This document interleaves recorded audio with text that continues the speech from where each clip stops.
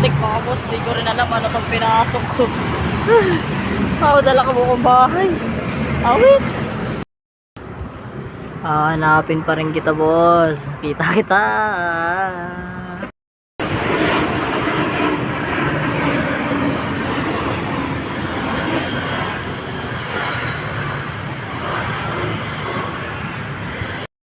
Yo, what's up guys? Ring ring. Thank you for viewing this channel. My name is Rafi. How may I help you today? So yun, kung mapapansin nyo, walang katao-tao dito guys. Ako lang, walang masyadong wala masyadong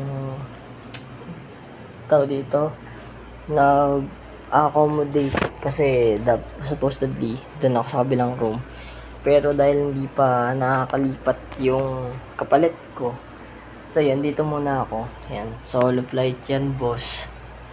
Ayun, pero supposedly wala pa naman kasi dapat kami dito. Pinuntahan lang namin para sa accommodation, para hindi siya ma-revoke or para di siya ma-retract. Pero yun, baka possible mamaya umuwi rin tayo, kumuha pa tayo ng ibang gamit. So grabe,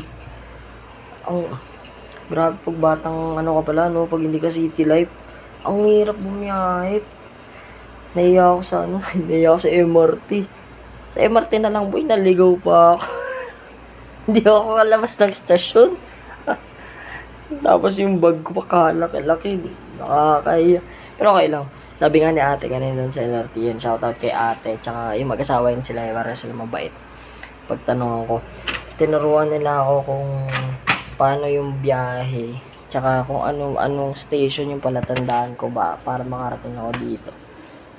Ay, pakita ko sa inyo. Tanaw na tanaw ko dito si Optum guys. Kaya natin niyo siya. Hindi ko alam kung nakikita niya si Optum. Pero yun. Thank you pa rin sa accommodation. Pero baka umuwi muna kami. Kasi wala pang masyadong tao dito. Tsaka surprise natin si Madam Alex. Naging meow eh. So paano? Bye-bye! Boss, parang iba yata yung lugar natin ngayon boss ha. Iba yung nariring-ringan natin ha. So yun, what's up guys? Medyo naboboring ako dun sa loob eh. Wala akong kasama. Kahit isa wala. So, medyo nalulungkot din ako kasi first time ko rin naman ito. So, yun. Ito na eh. Binigay na sa akin yung hiling ko na gusto kong matry mag-isa. Hindi pala siya happy. Lalo pag sanay ka na kasama mo yung family mo, girlfriend mo. Pero yun, carry lang. Practice mo, malay mo, abroad next time, diba? Ayun, muna tayo. Labas muna. Liwaliw konti. Lunch naman eh. Kaya balik din tayo. Bilhin mo tayo pagkain. Peace. Hey.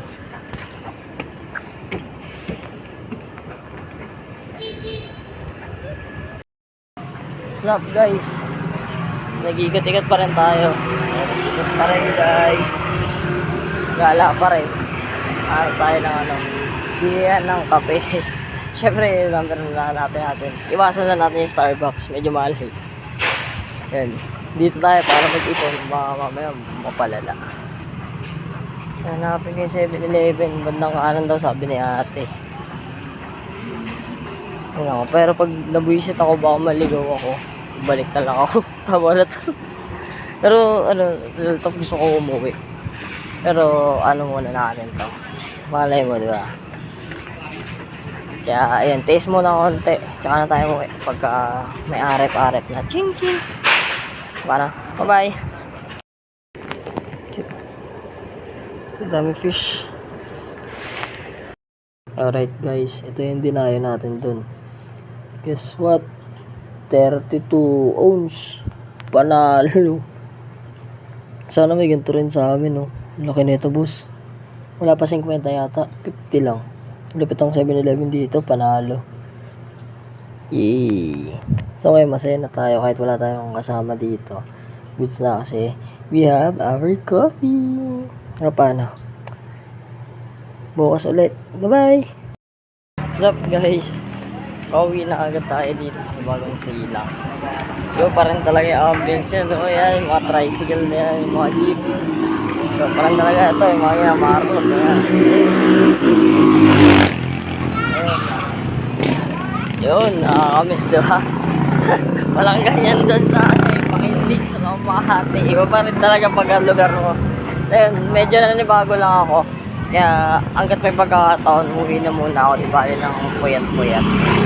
Saka ano na tayo bumalik doon kapag sa Friday. Meron namang allowance eh. Meron namang allowance na kung ilang araw tayo pwede mawala dun sa tinutuluyan natin. So yun, hanggat may pagkakataon, pwede pa umuwi. Uwi muna tayo kasi pagdating next week, Monday, wala na, tuloy na talaga kami sa dire-diretso na talaga kami na dapat nandun kami. So paano? Bukas ulit. Pero sa bahay na ako. Bye-bye!